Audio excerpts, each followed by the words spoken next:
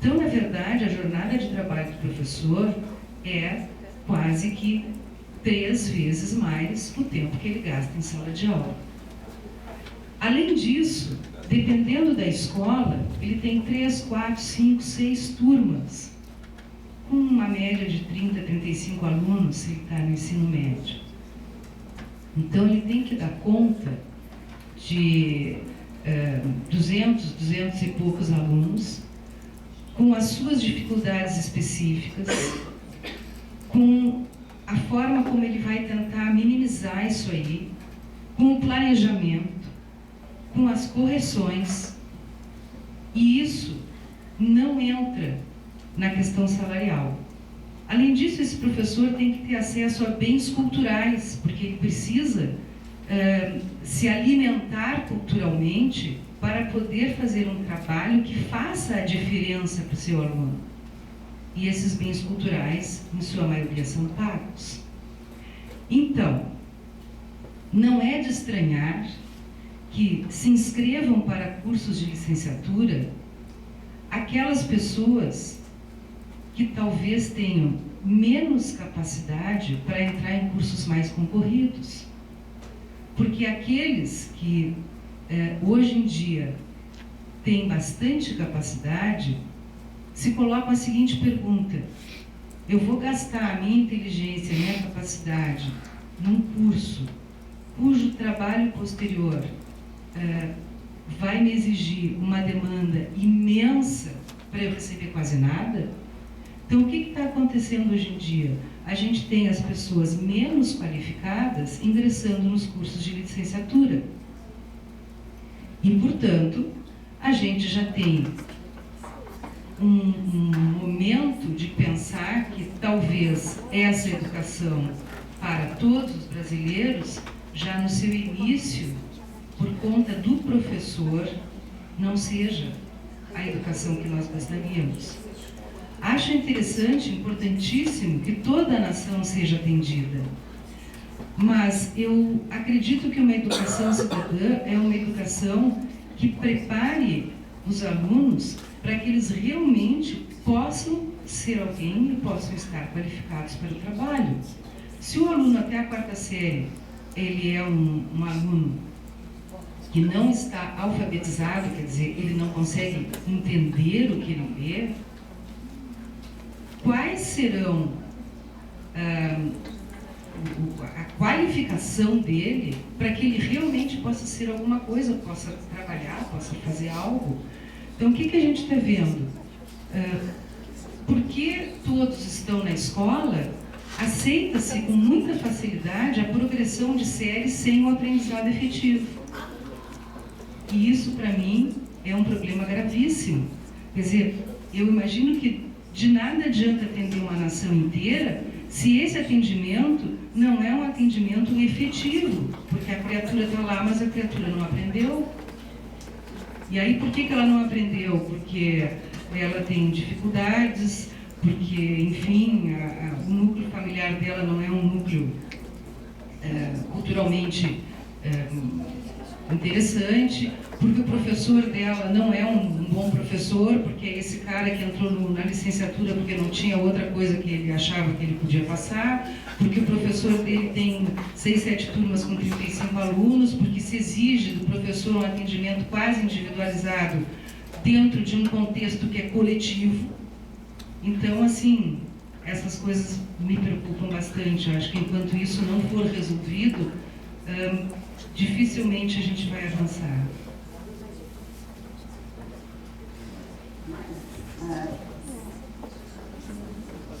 Professora Marluza, depois a professora Carla. Professora Marluza, eu sou a exceção dessa colocação que a colega fez, né? Porque eu não entrei na universidade, na licenciatura, porque eu não teria condições de fazer outro curso, ao contrário, eu entrei na licenciatura porque eu sempre quis ser professora e tenho orgulho disso, tanto que concluí um doutorado para entender um pouco melhor essas questões que levam a essas crianças que vêm de uma classe social sem tantas condições como os nossos filhos têm.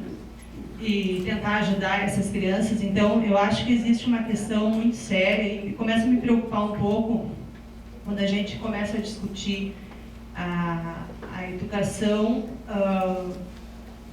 que a gente acredita, que a gente quer, e desmerecendo o fato de oportunizar que todas as crianças estejam na escola.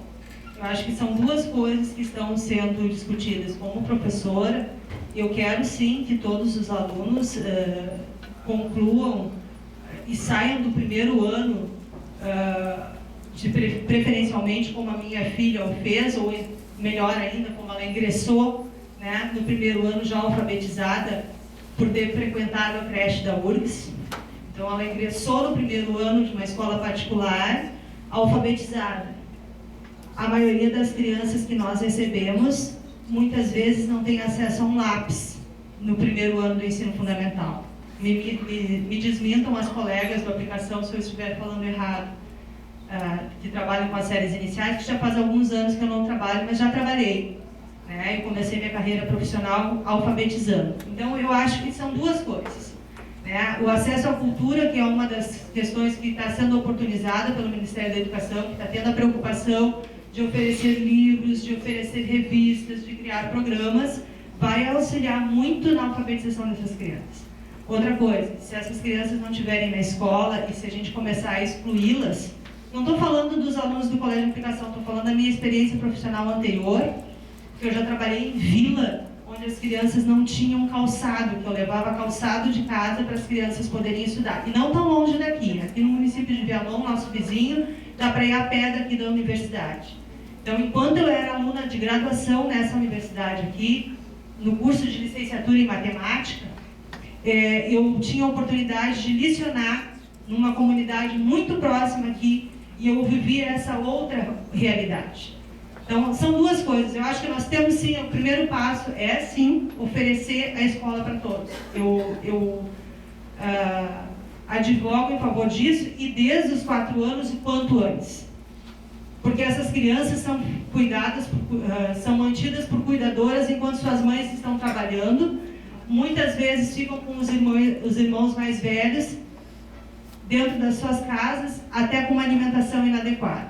Então, a gente tem que... Isso é uma coisa. A outra questão é, bom, o que falta para que quem está nessa escola consiga se alfabetizar no tempo adequado, consiga crescer profissionalmente. E a gente tem uma realidade que, assim, hoje em dia, a gente vai em um caixa de supermercado, se a máquina faz a conta e a pessoa não tem o troco, ela não consegue dar o troco.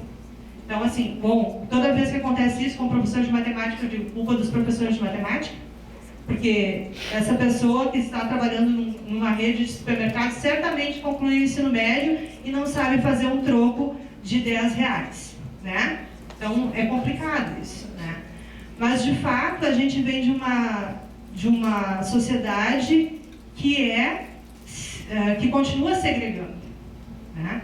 E o primeiro passo, eu gostei muito quando o colega comentou, que é a questão de assim, bom, o que o professor precisa para auxiliar realmente esse aluno? Precisa de tempo, precisa ter tempo para planejar, precisa de material, precisa de recurso, precisa de uma escola que tenha telhado, né? Precisa de horário dentro da escola, sem correr, porque eu já fiz isso, né? De pegar 3, 5 ônibus por dia, descer a pé, para chegar lá no horário da aula para o meu aluno, muitas vezes sem almoçar, porque eu saía de uma escola em Porto Alegre e ia lecionar em outra escola em Viamão, e tenho muito orgulho disso, porque eu aprendi muito com essas crianças. Eu acho que eu aprendi a conhecer uma realidade que não é a minha. E aqui, como aluna dessa universidade que fui, como professora dessa universidade que estou, dentro da universidade, muitas das pessoas que formam esses licenciandos sequer entraram numa escola como essa que eu estou falando para vocês, e que não é tão longe, dá para descer aqui a escadinha, posso até levá-los ali. É só descer a escadinha, porque eu almoçava na RU, depois eu ia dar aula lá, descia a pé. Então, assim, eu acho que tem os dois lados, tem a questão do profissional ser desvalorizado, tem a questão do salário, sim, mas a gente não pode negar o que está acontecendo de bom, né? A gente tem que lutar, sim, temos que oferecer espaço para que esses profissionais têm a oportunidade de dizer o que precisam, e se vocês forem conversar sobre isso nas escolas, que eu trabalhei o ano passado com formação de professor nos municípios de interior também, assim, falta condições mínimas, né? Felizmente, os municípios menores têm condições e têm um recurso, a comunidade tem uma filosofia de se ajudar, então é mais fácil de trabalhar. Então, eu gostaria de fazer esse desabafo, porque me incomodou um pouco o rumo da conversa. Eu acho que a gente tem que, aqui no Colégio de Aplicação, nós temos que pensar muito assim, como que a gente, enquanto colégio de aplicação, inserido numa comunidade carente também, nós temos alunos cada vez mais carentes dentro da nossa escola, como que a gente vai fazer esse diferencial e auxiliar esses profissionais que não têm tanta oportunidade como nós temos, seja ela financeira, seja ela de tempo de discutir dentro da escola, seja ela de condições materiais e físicas para desenvolver um trabalho diferenciado. Podemos compartilhar essa nossa experiência e tornar isso um foco de crescimento para a comunidade em geral. Então, não é uma pergunta, é só um comentário que quem me conhece um pouquinho sabe que eu fiquei incomodada. Obrigada, Marisa. Antes de voltar para a professora Carla. Bom dia aos professores da mesa. Minha questão vai mais, contempla o aspecto estrutural. O professor José Fernandes, em um dos primeiros slides você frisou a necessidade de reforma da estrutura organizacional tradicional. Ao longo de sua palestra, destacou a importância de um olhar singular à diversidade. Sabe-se que a maioria das escolas são organizadas por séries, hoje denominada anos de ensino, e que essa organização tem como premissa básica a idade cronológica dos alunos. Em sentido oposto, algumas teorias, como maturação biológica, filosofia da diferença, entre outras, vão defender que as pessoas não se desenvolvem da mesma forma. Um aluno de 14 anos pode ter a mesma capacidade de um aluno de 15, assim como um de 17 tem a mesma capacidade destes. O que as teorias dizem é que os sistemas seriados já deveriam estar superados. Com base nas diretrizes nacionais do ensino médio, que sugere uma base diversificada para o ensino, nós, na aplicação, implementamos no ensino médio, dentro dos componentes curriculares de educação física e das disciplinas eletivas, a organização desseriada, integrando os diferentes anos de ensino para a composição das turmas, o que obtivemos resultados muito positivos. Gostaria de ouvi-lo se a comissão tem refletido a respeito dessa estrutura tradicional que obriga a diversidade a passar pelos mesmos processos e se tem apontado alguns caminhos nessa reflexão. Dava para a professora fazer uma colocação, pediria para a gente ser mais objetivo, para dar tempo das manifestações. Por favor, Ana. Talvez eu não tenha me feito entender. Eu, quando fiz vestibular para letras, eu fiz por convicção. Eu tinha média para entrar em qualquer outro curso na cidade onde eu fiz vestibular, inclusive medicina. Ouvi dos meus amigos, por que com essa capacidade tu vai ser professora? Porque eu quero. Eu sou professora há 30 anos. Então, o que eu estou falando não é sobre mim, nem sobre você. Eu estou falando sobre uma realidade que nós estamos vendo hoje com alunos que estão ingressando hoje em cursos de graduação e não sobre a totalidade desses alunos. Eu tenho aqui, nesta sala, ex-aluna que entrou na graduação porque acredita que quer ser professor. Né? Então, não é disso que eu estou falando. Eu estou falando de uma outra realidade que hoje, infelizmente, as pessoas com maior capacidade estão desistindo das licenciaturas porque tem todo um outro aparato econômico que não traz a recompensa que elas gostariam e da qual elas pensam que precisariam. Segundo ponto, eu não estou desqualificando a qualidade de toda a nação estar na escola. Eu só estou dizendo que, ao mesmo tempo que isso acontece, nós, como professores, precisamos garantir que elas efetivamente aprendam. Porque se nós só garantirmos que elas estão na escola, nós estamos resolvendo um problema social. mas nós não estamos resolvendo o problema da qualificação de brasileiros para que eles possam ser capazes de melhorar os rumos do nosso país, porque eles não terão a qualificação pertinente. Talvez eu não tenha me feito entender, mas é só isso. Tá? Essa palavra do professor José Camilo. Depois nós vamos voltar, temos tempo. Eu só vou viajar às 6 horas. Entendeu? É só o seguinte, olha, eu quero comentar aqui a respeito do que foi levantado aí pela professora, a questão da necessidade de tempo para a preparação da aula, o acesso a bens culturais, etc. Ou a questão do custo-benefício. Na verdade, tem muito isso, né? O aluno, tem alguns alunos até que entram em determinados cursos de licenciatura e depois eles descobrem que poderiam migrar para outro curso, porque na saída eles poderiam ter um emprego melhor ou ter acesso a algumas outras coisas. Eu queria dizer o seguinte, que nós realmente estamos diante de um dilema. Claro que não é fácil, e quando eu digo que nós temos 197 mil escolas, eu estou dando uma ideia do tamanho do problema. Nós temos 52 milhões de estudantes. Estou dando uma ideia do tamanho do problema. Tá certo? Às vezes algumas pessoas fazem comparações, em tal país é assim, não. Esse país tem 5 milhões de habitantes, etc. Não dá para a gente comparar com coisa. Na realidade, a nossa discussão é a seguinte.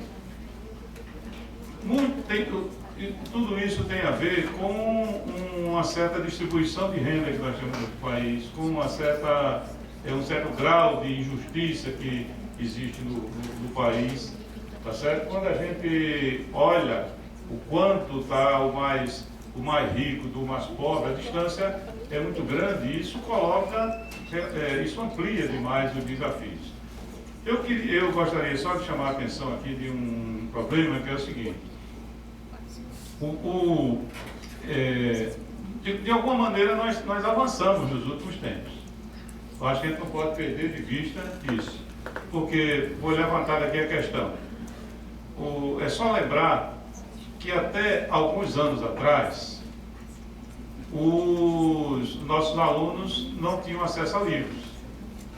Estou falando dos alunos da escola pública. Hoje existe um programa de livro que pode ser melhorado, e depende muito das próprias escolas, tá certo? Na hora de escolher os livros. Mas existe um programa de merenda que influencia significativamente na presença ou não dos alunos na escola, transporte escolar e assim por diante. Essas coisas são tão novas que às vezes a gente não consegue lembrar. Até 2008, e eu sou testemunha disso como gestor, o pessoal do ensino médio não tinha direito à merenda. Tá certo? Até 2008. O que é que significa isso? Eu tomei um susto, porque chegou lá a professora lá, que era encarregada da merenda, e disse para mim: professor, nós estamos com um problema. Eu disse: qual é? Tem 2 irmãos aqui, um de 14 e um de 15. Tá certo? Um está no ensino fundamental, na mesma escola que tinha ensino médio e ensino fundamental. Um está no ensino fundamental, come. O outro está no ensino médio e não come. Mas era assim, quer dizer, é 2008 que nós começamos e claro que se você for olhar ainda 30 centavos para dar comida por dia, é um milagre, né, como é que as pessoas estão fazendo. Mas eu digo, de alguma maneira a nação está se voltando para esses cuidados. O próprio piso salarial, não podemos dizer que não é um avanço, porque nós tínhamos pessoas no Norte e Nordeste lá que ganhavam menos do que o salário mínimo, tá certo? Então, esse piso não alterou em nada as grandes cidades. certo? Que não, Não impactou em nada nas necessidades, porque não resolve. Ah, senão esse é outro. Esse é um outro aspecto, né? Que não resolve, porque com esse valor não dá. Agora, o que eu posso dizer para você é que ele alterou nos grotões, tá certo? Nos municípios mais afastados, até que já produziu alguma alteração.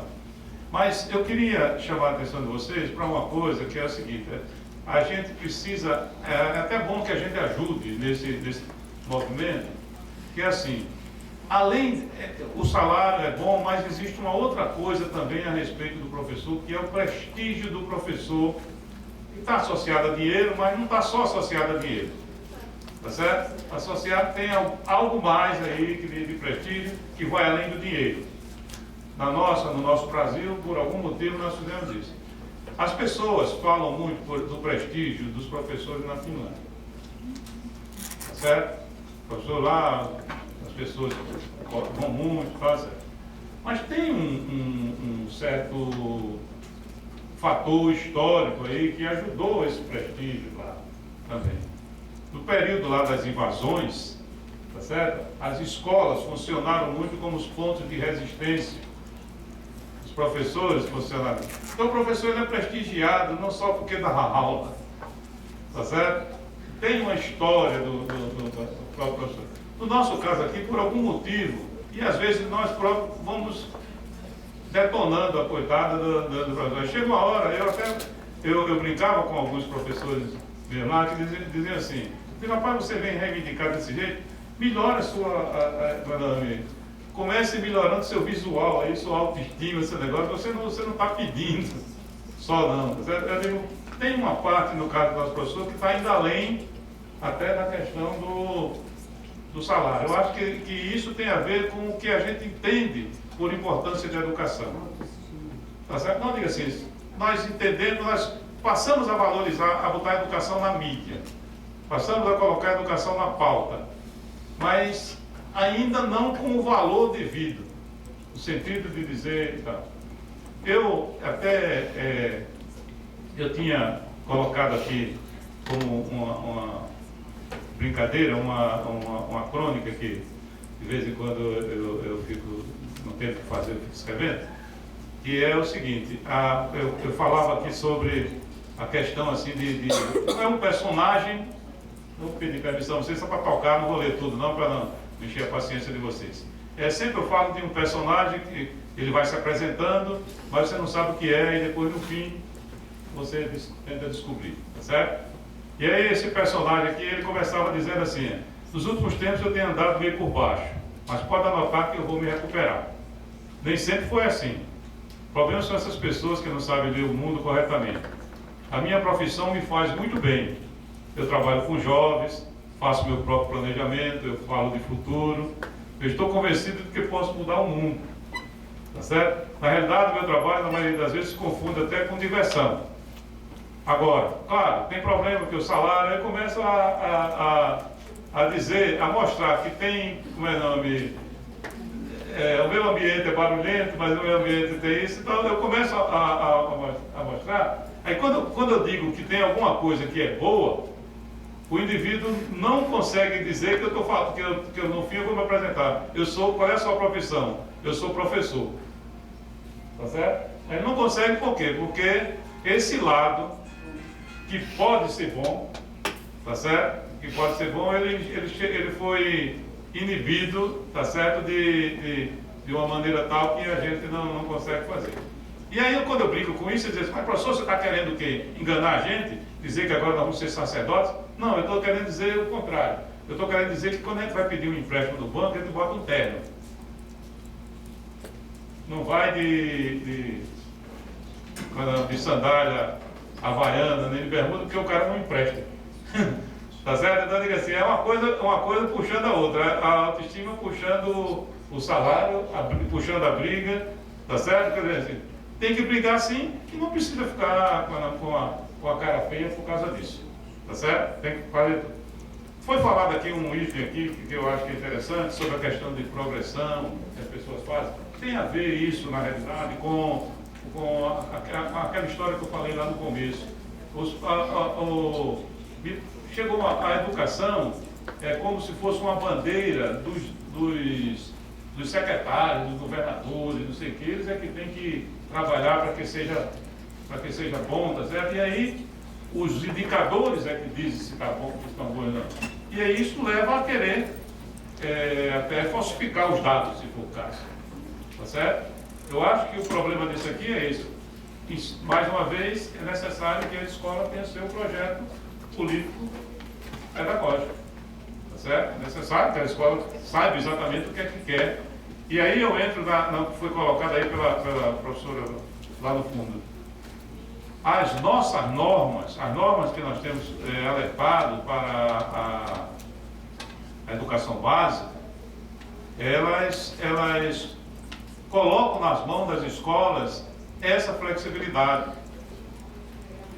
Desde que você, a própria LDB diz isso, desde que você estabeleça exatamente como é que você vai fazer as normas, como é que você vai promover o aluno, como é que você vai dar o certificado para ele, não há nada que impeça, tá certo? O que não pode é fazer isso para mostrar resultados que não são verdadeiros, tá certo? Então, se você pegar, por exemplo, as diretrizes curriculares do ensino médio, nós dizemos lá, o ensino médio tem que ser, pode ser organizado por série, por semestre, por projeto, por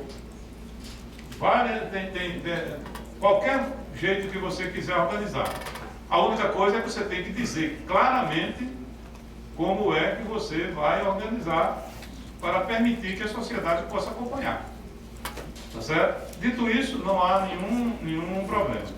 E aí, como foi falado aqui da questão do colégio de aplicação, eu até perguntei aqui baixinho, antes de falar isso aqui, tá certo? Eu estou rindo até agora porque eu sou muito previdente. Aí eu perguntei a ela, o colégio aqui de aplicação faz sorteio ou faz aquelas provas de entrada? Né? Faz sorteio, então tá bom, então eu posso falar. Que é claro que dá diferença, tá certo? Uma coisa é você fazer, quando eu fui reitor, na minha universidade lá, fazia sorteio, prova para entrar lá no colégio de aplicação lá. Tá certo? E aí, o menino disputava 1 para 50 vagas, era mais do que qualquer curso lá da universidade. Claro, entrava o menininho tudo sabidinho, né? Eu digo assim, da bochechinha corada lá, tá? Não precisa ensinar nada para ele, né? Todo o professor gosta de ver, menininho sabidinho. Então, para esse daí, a escola já é de sucesso. Quando você vem mais para a periferia, começa a fazer o sorteio e entrar outros alunos, aí você já precisa aprender a tratar muito mais. Eu acho que o governo, inclusive o governo federal, poderia sim utilizar mais a experiência dos colégios de aplicação, tá certo? Como forma de fazer chegar nas escolas de educação básica essa experiência de fazer até alguns projetos que são colocados para as universidades, eu digo que poderia ser feito envolvendo mais essa experiência. Uma crítica que tem sido feita com muita frequência é essa de que os professores que são formados não conhecem a sala de aula, nunca experimentaram, etc. Não sei o quanto isso é tão verdadeiro ou deixa de ser verdadeiro, mas a experiência do colégio de aplicação é uma coisa que pode ser feita, se juntar com o Departamento de Educação, etc., pode expandir para que essa prática não seja só feita dentro do colégio de aplicação, mas também apadrinhe alguma escola, seja capaz de apadrinhar alguma escola, não ir lá administrar, mas pelo menos do ponto de vista de pesquisa e do acompanhamento. Nesse sentido que o senhor está colocando, os colégios, através do Conselho de Diretores, está fazendo uma política muito forte no MEC para que a gente possa estar na base da lei que define os projetos do MEC para as escolas estaduais e municipais e não contempla as federais.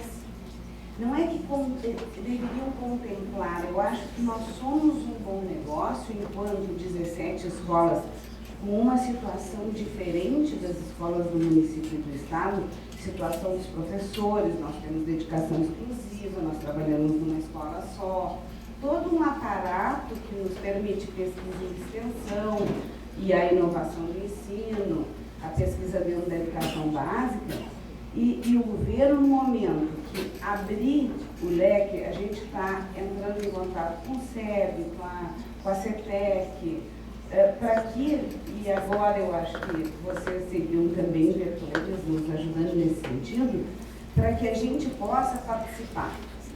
Não só como vem um projeto da educação física, os professores inclusive botaram no Facebook, para que a gente se associasse, os projetos de esporte, projeto Mais Educação, a educação integral, que é uma realidade que vai ser, eu acho que é um ganho enorme, a educação integral e de tempo integral, mas nós precisamos que o sistema aceite os colégios federais. Nós não podemos ter nem os projetos, nem os recursos que são disponibilizados, então a gente não sabe nem exatamente como é que está acontecendo e o que está acontecendo. Se o MEC nos absorvesse enquanto fazedores e executores também, mas elementos que podiam propiciar a inovação do ensino dentro desses projetos que ele coloca. Aí o que o MEC tem feito? Ele utiliza os professores do colégio de aplicação, dos colégios de aplicação, em Enem, para todas as programações, as próprias políticas dos 15 aos 17, o colégio de aplicação nosso tem a conta do projeto, tem a coordenação, e todos os que estão lá, o pacto, agora o pacto do ensino médio, nossa coordenadora de ensino é coordenadora do pacto do ensino médio. Então, nós temos várias, o MEC utilizando a qualidade que se faz dentro do colégio de aplicação, de ensino, pesquisa e extensão, das suas ações, e ao mesmo tempo a gente não consegue botar um projeto dentro da escola que não contempla o federal. É um absurdo. Poderia ser, eu disse numa das reuniões do RSC, que eu sou conselheira, que seria bom negócio para o MEC adotar os colégios de aplicação enquanto promotores do que se faz dentro deles e multiplicadores para as redes.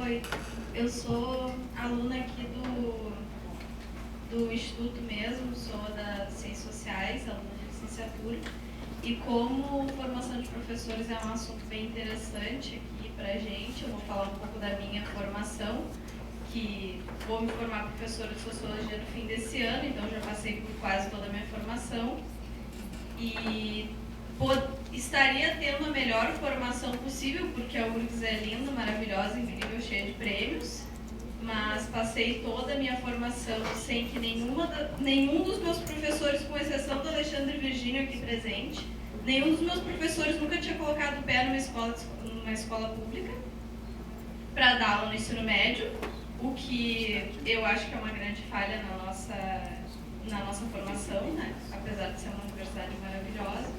Então eu cheguei no estágio semestre passado, a maioria dos meus colegas entraram nas escolas e tomaram um grande susto e desistiram. Eram pessoas maravilhosas, muito bem formadas, poderiam ser ótimos professores e se assustaram, porque a gente não sabia nada de prática. E a teoria, bom, as nossas professoras tinham tudo, doutorado, pós-doutorado, viagens, etc. Mas eu duvido que um aluno de medicina esteja aprendendo cirurgia com um cirurgião que nunca pegou no bisturi. Então eu acho que as professoras da licenciatura que estão formando professores tinham que ter já dado aula no ensino médio em escolas públicas. Isso por si só já é um absurdo. Então é só essa reflexão mesmo, assim, que eu acho que existe essa falha na nossa formação. E só para não perder a piada, né, dos mais médicos, eu acho que não precisa ter mais professores, só podiam oferecer o mesmo dinheiro que ofereceram para eles, para a gente. Não ia ter mais problema.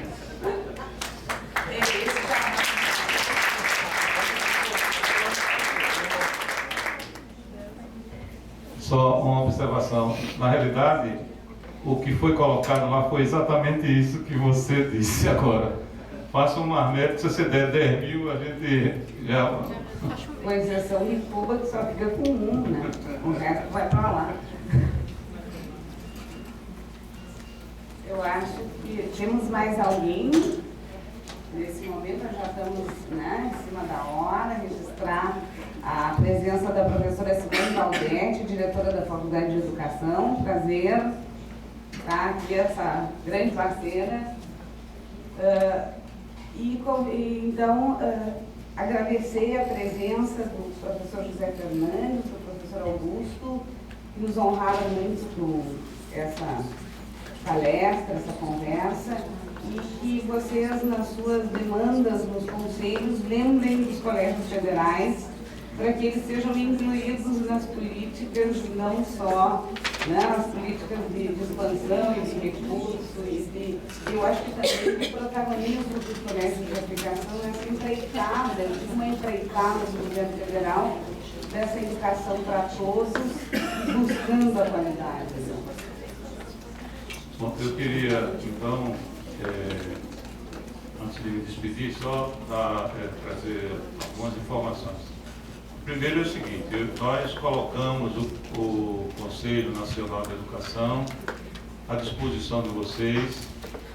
É bom que se entenda, o Conselho é um órgão que funciona como assessor do ministro, um órgão de assessoria do ministro, mas também o órgão que é encarregado de ter atribuições normativas e deliberativas e de mobilização da sociedade para a melhoria da qualidade da educação. Então, nós não somos servidores do MEC, certo? Eu não sou servidor, sou aposentado, tá, da universidade. As pessoas que estão lá também não são. Nós temos dois servidores do MEC no Conselho, que são aqueles que têm, membros natos, tá certo? São 24 membros. Então, tem 2 que são membros natos, que são 2 representantes do Ministério, e os outros são pessoas que, de alguma forma, são representantes da sociedade. O que nós temos procurado fazer nos últimos tempos? Claro que nós temos uma demanda de assessoria e de assinatura de processos muito grande, tipo essa história de reconhecer a universidade, fechar a universidade, não sei o quê, que o Ministério fecha, mas o recurso é lá, né? Tá certo? Então, tem essa demanda, mas tem também a parte da discussão mais ampla. E nós temos feito um esforço muito grande para ampliar essa discussão aí com a sociedade. Não só mandando conselheiros para que participem dos debates nas vários lugares, fazendo a interação com os conselhos estaduais. Eu tenho ido na reunião com os conselhos estaduais, no fórum dos conselhos estaduais, municipais e assim por diante. Portanto, eu estou dizendo que coloco à disposição até algumas discussões assim sobre essa interpretação. Quando é que o aluno pode entrar, quando é que não pode, aquilo que foi levantado, nós podemos fazer,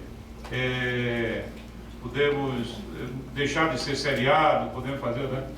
Essas questões podem ser colocadas como consultas que o Conselho responde, tá certo? E quando essas coisas estão mais ou menos estabelecidas, nós respondemos bem depressa. Quando você faz uma pergunta que é inédita, que precisa, aí nós vamos criar uma comissão para a gente fazer esse estudo. Portanto, assim. Nós temos várias comissões, nós trabalhamos, somos 2 câmaras, Câmara que trabalha a educação básica, outra a educação superior, e tem o presidente do geral, no presente momento sou eu, tá certo? E nós estamos trabalhando, nós temos várias comissões que trabalham assuntos diferentes, que vão, por exemplo, desde reconhecimento de diploma no exterior. Nós estamos com a comissão, que hoje é um problema sério. Tem muita gente que saiu, fez curso fora, depois está com dificuldade de reconhecimento, nós estamos trabalhando. Desde a questão da educação à distância, até uma questão que o Conselho aqui já deve ter se debruçado sobre isso, tipo, por exemplo, quando é que o aluno pode entrar na escola? Aquela história da data de corte e tal, nós vamos agora revisar esse negócio, porque foi colocado que o aluno podia entrar aos 6 anos, mas nós temos muitos pais, notadamente pais da classe média que querem colocar o aluno mais cedo aí na escola, que entendem que seria mais interessante. Quando o projeto foi feito lá, nós entendíamos que não devíamos colocar o menino com 6 anos de idade, com 5 anos de idade, para ficar fazendo prova. É uma coisa é ir para a escola, outra coisa é fazer prova, tá certo? Outra coisa é entrar naquele caminho. Mas alguns pais já foram para a justiça, já ganharam, nós vamos ter que repensar como é que essas coisas vão acontecer. E basicamente hoje nós estamos dividindo todos os nossos trabalhos em 3 grandes temas. Aí com isso eu encerro só para dizer para vocês.